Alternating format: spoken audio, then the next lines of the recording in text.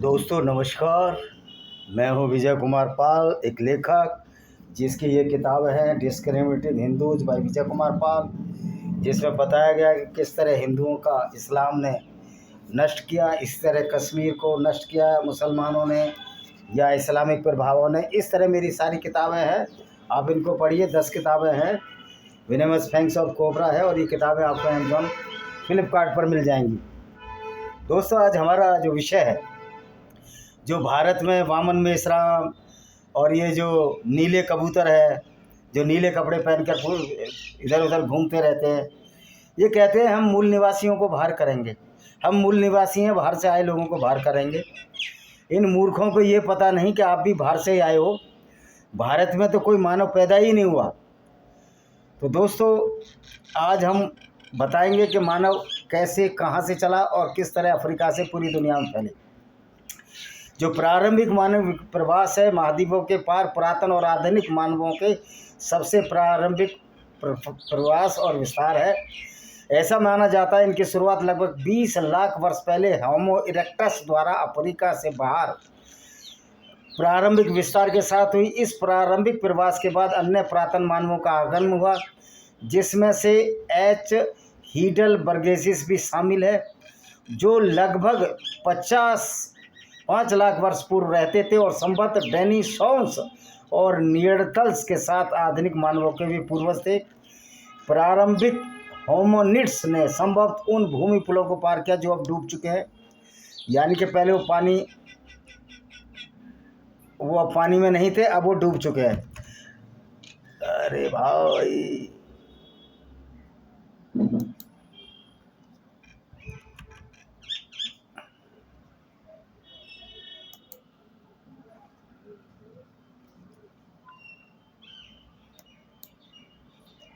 अच्छा जी, आपको बताते हैं कि मानव कहाँ से चला। अफ्रीका में होमो सैपियंस लगभग जो आज हम हैं 3 लाख साल पहले अपनी प्रजाति निर्माण के समय ही फैल गए। हाल में ही अफ्रीकी मूल के सिद्धांत से पता चलता है कि अफ्रीका के बाहर शारीरिक रूप से आधुनिक मानव लगभग 70 से 50 हज़ार साल पहले पूर्वी अफ्रीका से आए और होमो सैपियंस की आबादी से उत्पन्न हुए। हम 50,000 साल पहले आए सारे, और कोई भी मूल निवासी नहीं है भारत का। इजराइल की जो मिलिशिया गुफा है में प्रारंभिक यूरेशियन होमो सैपियंस के जीवाश्म मिले हैं, जिनकी उम्र लगभग 1,94,000 से लेकर 1,77,000 साल है। कुछ पुरामानव विज्ञानियों ने यह दावा किया है कि एपिडेमिया गुफा जो यूनान में है, एक खोपड़ी का टुकड़ा लगभग 2,10,000 साल पुराना है, 10,000 साल पुराना है, होमो सैपियंस का हो सकता है। हालांकि इस खोपड़ी के टुकड़े को होमो सैपियंस का नहीं माना जा सकता। ये जीवाश्म प्रारंभिक होमो सैपियंस के असफल फैलाव के प्रयासों का प्रतिनिधित्व करते प्रतीत होते हैं। अब देखिए मानव कहाँ से फैला। ये अब सबसे प्राचीन मानव लगभग 30 लाख वर्ष पूर्व ऑस्ट्रेलोपिथेकस पूर्वजों से विकसित हुए। ये हम फैलाव की बात करते हैं। जो नया, अच्छा जी, 2 से 10 लाख साल पहले होमो पूर्वी अफ्रीका और दक्षिणी अफ्रीका तक फैल गया, लेकिन अभी तक पश्चिमी अफ्रीका तक नहीं फैला था, पश्चिम में बाहर फैला। लगभग 18 लाख साल पहले होमो इरेक्टस अफ्रीका से लेवेंटाइन कॉरिडोर, ये लेवेंटाइन कौन सा, ये जो तुर्की वगैरह, हॉर्न ऑफ अफ्रीका के रास्ते यूरेशिया की ओर पलायन कर गया। यह पलायन लगभग 19 लाख साल पहले सारा पंप के संचालन से संबंधित माना जाता है। होमो इरेक्टस जो सीधे खड़े चलते थे, लगभग पूरी दुनिया के अधिकांश हिस्सों में फैल गया और दक्षिण पूर्व एशिया तक फैल गया, जो भारत भी है जिसमें। इसका विवरण ओल्डोवन पाषाण उद्योग द्वारा 13 लाख साल पहले 40वें समानांतर तक उत्तर में फैला हुआ पाया जाता है। अब होमो इरेक्टस के बाद अपने फैलाव के 10 लाख साल बाद होमो इरेक्टस नई प्रजातियों में विलीन हो रहा था। होमो इरेक्टस एक कालानुक्रम प्रजाति है और कभी विलुप्त नहीं, इसलिए इसका उत्तरजीवी अस्तित्व वर्गीकरण संबंधी परंपरा का विषय है। तो अब ये देखिए, ऐसा माना जाता है कि इस समय तक अन्य पुरातन मानव प्रजातियां पूरे अफ्रीका में फैल गईं। हालांकि जीवाश्म रिकॉर्ड विरल है। अफ्रीकी आबादी के जीनोम में पाए गए आधुनिक मनुष्यों के साथ मिश्रण के अंशों को आधार पर उनकी उपस्थिति का अनुमान लगाया जाता है। होमो नलेदी, जिसकी खोज 2013 में दक्षिण अफ्रीका में हुई और जिसकी अनुमानित आयु लगभग 3 लाख वर्ष पूर्व है, ऐसी एक पुरातन मानव प्रजाति के जीवाश्म साक्ष्य का प्रतिनिधित्व कर सकते हैं। अब क्या हुआ, अफ्रीका से सबसे पहले नियंडरथल निकट पूर्व और यूरोप में फैले थे, जबकि डेनिसोवन मध्य और पूर्वी एशिया और दक्षिण पूर्वी एशिया और ओशनिया तक फैले प्रतीत होते थे। इस बात के प्रमाण है कि डेनिसोवन ने, जो कि मानव था, मध्य एशिया में नियंडरथल के साथ प्रजनन किया, जहाँ उनके आवास एक दूसरे से ओवरलैप हुए। नियंडरथल के प्रमाण काफ़ी बाद तक 33,000 साल पहले यूराल पर्वत में बाइजोविया स्थल के 65वें अक्षांश पर भी पाए जाते हैं। इन नीले कबूतरों को बताना चाहता हूँ मैं, नीली बटेरों को।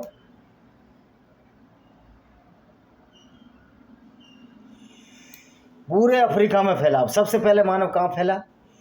सबसे पहले मानव 3 लाख साल पहले अफ्रीका में उभरे थे, जो कि 2017 में प्रकाशित ज़ेबेल इरहोद मोरक्को से कलाकृतियों अवशेषों की थर्मोल्यूमिनिस डेटिंग पर आधारित है। दक्षिण अफ्रीका के फ्लोरिसीबाद खोपड़ी, जो लगभग 2,59,000 साल पहले की है, को शुरुआती होमो सैपियंस के रूप में वर्गीकृत किया गया है। अब ये देखिए, पूरे अफ्रीका में फैल गए। उसके बाद कहाँ गए ये? होमो सैपियंस की आबादी 1,30,000 और 1,15,000 साल के पास लेवेंट और यूरोप की ओर पलायन कर गई, तुर्की की तरफ। संबंध से 1,85,000 साल पहले भी इसकी लहरें चली थी। मिसिलिया गुफा में मिले 8 दांतों वाले जबड़े की हड्डी के एक टुकड़े की तिथि लगभग 1,85,000 वर्ष पूर्व निर्धारित की गई है। उसी गुफा में 2.5 लाख से 1,40,000 वर्ष पूर्व की परतों में लेवोडिस प्रकार के औजार मिले, जो प्रथम प्रवास की तिथि को और पहले का बना सकते हैं। यदि औजारों का आधुनिक मानव के जबड़े की हड्डियों से जोड़ा जा सके, ऐसा प्रतीत होता है कि इन प्रारंभिक प्रवासों से स्थायी उपनिवेशीकरण नहीं हुआ और लगभग 80,000 साल पहले ये घट गए। ऐसी संभावना है कि विस्तार की पहली लहर चीन, यहाँ तक कि उत्तरी अमेरिका तक 1,25,000 साल पहले पहुँच गई होगी, लेकिन समकालीन मनुष्यों के जीनोम में कोई निशान छोड़े बिना ही समाप्त हो गई होगी। मतलब ख़त्म भी हुआ बहुत सारे माइग्रेशन से पहले। अब थोड़ा थोड़ा बताता हूँ मैं। आधुनिक मनुष्य जो हम हैं आज, हालिया फैलाव लगभग 70 से 50,000 साल पहले हुआ, जिसका प्रवासन लहर है, जिसमें दुनिया भर के आधुनिक मनुष्य के स्थायी प्रवास को जन्म दिया। पूर्वी अफ्रीका की एक आबादी का एक छोटा समूह माइटोकॉन्ड्रियल कहाँ गया एलपी को धारण करता और संबद्ध 1,000 से कम व्यक्तियों की संख्या रखता है।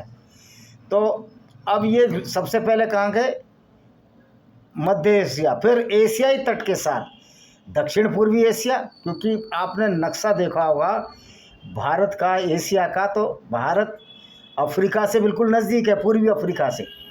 तो एशियाई तट के साथ दक्षिण पूर्व एशिया ओशनिया में प्रवास जारी रहा, जिससे लगभग 65,000 से 50,000 साल पहले ऑस्ट्रेलिया के उपनिवेश बना दिए। ऑस्ट्रेलिया में भी बना लिया। ऑस्ट्रेलिया पहुंचकर होमो सैपियंस ने, जो कि हम सब होमो सैपियंस हैं, आधुनिक मानव हैं, पहली बार एच इरेक्टस से परे अपने निवास स्थान का विस्तार किया। डेनिसोवन वंश को मेलोनेशियन आदिवासी ऑस्ट्रेलियाई दक्षिण पूर्वी एशिया में छोटे बिखरे हुए समूह द्वारा साझा किया जाता है, जैसा कि मामला फिलीपींस में एक निग्रिटिक लोग डेनिसोवन वालेसिया उनके अंतिम शरणार्थी के रूप में काम कर रहा था। इस दौरान समुद्र का स्तर बहुत कम था, यानी पानी कम था, और अधिकांश समुद्री दक्षिण पूर्वी एशिया में एक भूमि द्रव्यमान का निर्माण किया, जिसे सुंडा के नाम से जाना जाता था। वर्तमान ऑस्ट्रेलिया और अन्य न्यू गनी के महाद्वीपीय भूभाग सुंडा और साहुल के बीच जल डमरू मध्य तक तटीय मार्ग पर फैला हुआ था। तो अब भारत में कब आए? देखिए, भारत में तो बहुत बाद में आए। पश्चिमी ऑस्ट्रेलिया में, अब पश्चिमी ऑस्ट्रेलिया छोड़िए, पूरे यूरेशिया में फैलाव, ये है हमारा मेन सब्जेक्ट कि भारत में कब आए। तटीय प्रवास द्वारा दक्षिण एशिया में लाई गई आबादी लगभग 60,000 से 50,000 साल पहले यूरेशिया में फैलने से पहले कुछ समय तक वहीं रही। कहाँ रही? अफ्रीका में। उच्च पुरापाषाण काल की शुरुआत में प्रारंभिक मनुष्य के इस फैलाव ने पूरी दुनिया और अमेरिका के प्रमुख जनसंख्या समूह को जन्म दिया। पश्चिम की ओर यानी यूरोप की ओर माइटोकैंड्रियल हेलोनप ग्रुप और इसके वैत्युपन से जुड़ी ऊपरी पुरापाषाण आबादी कई सहस्राब्द पहले उत्तरी अफ्रीका, हॉर्न अफ्रीका और फैल गई। पहले कहाँ पहुँचे? यूरोप में इसकी उपस्थिति निश्चित रूप से 40,000 वर्ष से पूर्व, संभवतः 43,000 वर्ष पूर्व हुई। तो ये सबसे पहले कहाँ गए? यूरोप गए। अब आप देखते हैं आते कहाँ फिर। शारीरिक रूप से आधुनिक मनुष्यों का हालिया विस्तार लगभग 40,000 साल पहले मध्य एशिया और मध्य पूर्व से यूरोप फैला। पहले कहाँ गए? मध्य एशिया गए, यानी जो अरब है, मध्य पूर्व, ये तजाकिस्तान, कजाकिस्तान गए। और फिर नियंत्रण मानव मध्य पूर्व, यूरोप दोनों में मौजूद थे। शारीरिक रूप से आधुनिक मनुष्य की आने वाली आबादियों में नियंत्रण आबादियों की एक सीमित सीमा तक अंत प्रजनन किया, फिर आपस में इनका प्रजनन हुआ नियंत्रण का और क्रो-मैग्नन मानव, जो कि आज हम हैं, जिससे हम होमो सैपियंस बने हैं। क्रो-मैग्नन मानव को यूरोप में पहला शारीरिक रूप से आधुनिक मानव माना जाता है। ये लगभग 50,000 साल पहले जाग्रोस पर्वत, वर्तमान ईरान और पूर्वी तुर्की, जिसको लेवेंटिया भी कहते हैं, से यूरेशिया में दाखिल हुए। एक समूह तेजी से हिंद महासागर के आसपास के तटीय इलाकों में बस गया। हिंद महासागर के आसपास के तटीय इलाकों यानी कि जो महाराष्ट्र है यहाँ, और दूसरा मध्य एशिया के मैदानों की तरफ यानी कि किर्गिस्तान, कजाकिस्तान, तजाकिस्तान, अफगानिस्तान में चला गया। तो हमारा मानव कब आया? 50-60 हज़ार साल पहले। अभी हमारा मेन जो विषय है वो एशिया पर है, इसको हम देख लेते हैं।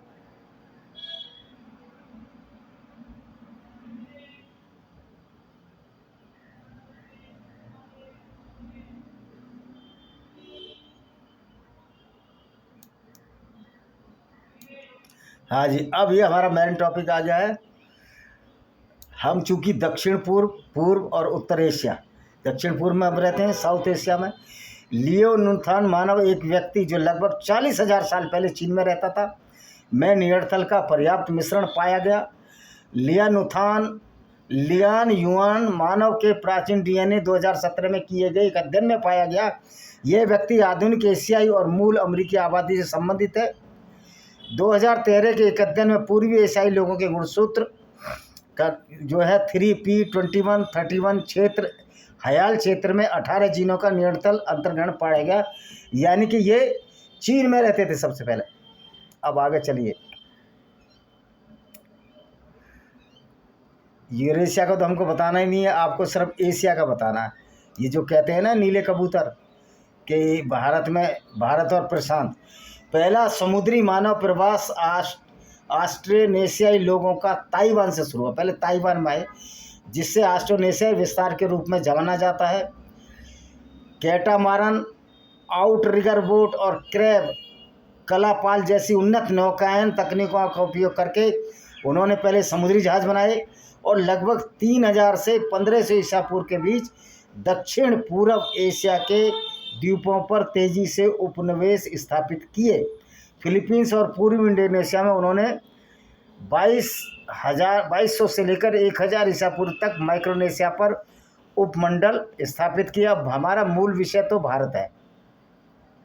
हिंद महासागर में बोर्निया से आए, कहाँ से आए? बोर्निया से आए ऑस्ट्रेलियाई लोगों ने लगभग 500 ईस्वी तक मेडागास्कर और कोमोरोस द्वीप समूह पर भी उपनिवेश स्थापित कर लिए।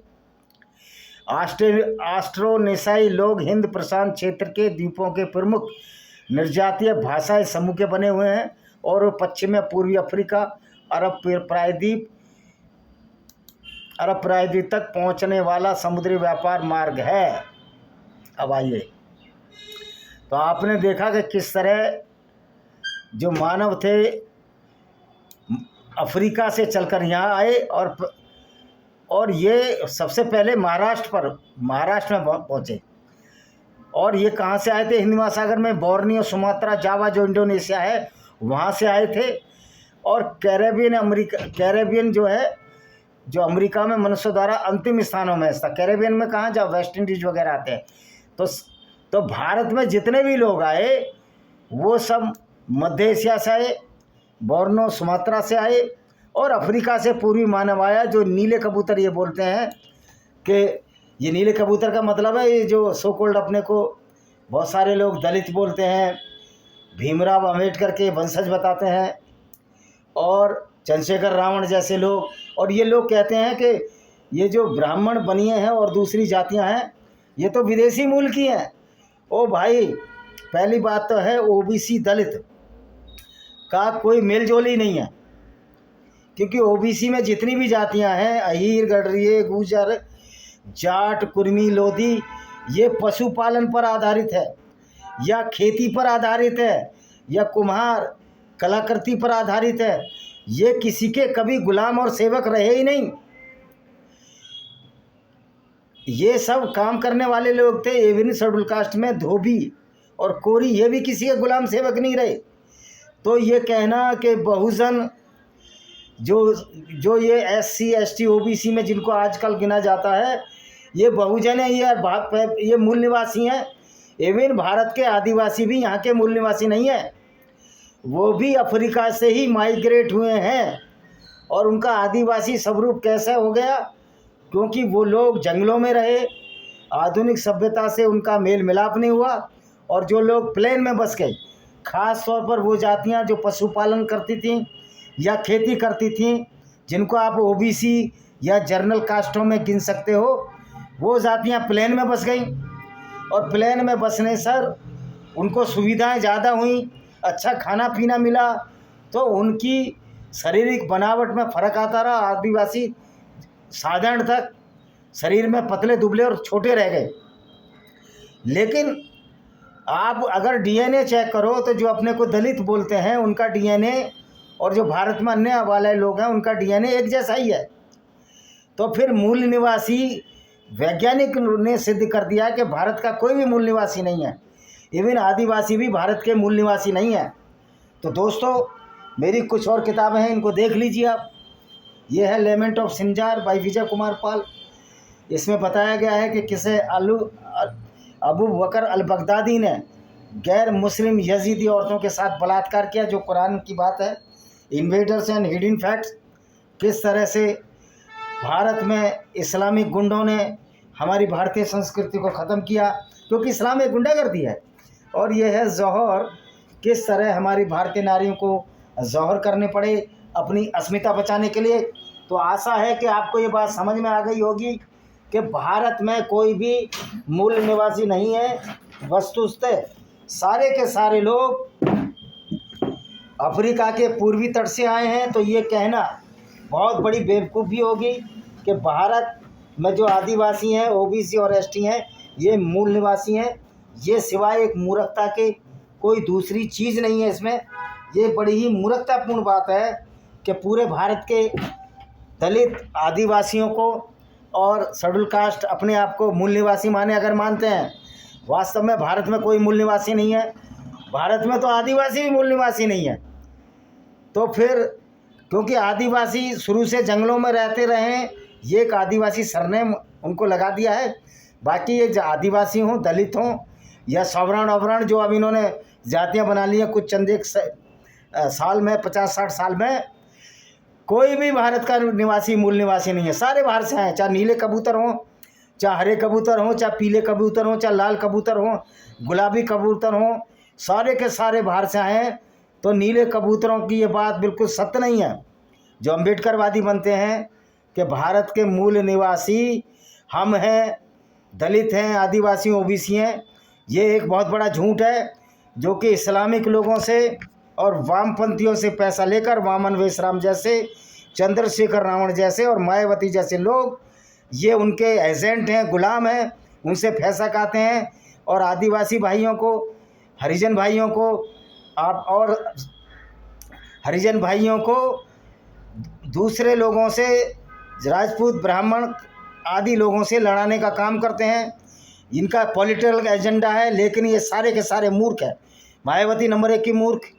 जो भी ये कहता है कि हम मूल निवासी हैं, जो दलित OBC ST SC में से जो भी कहता है कि मूल निवासी हैं, वो सबसे बड़ा नंबर 1 का मूर्ख है।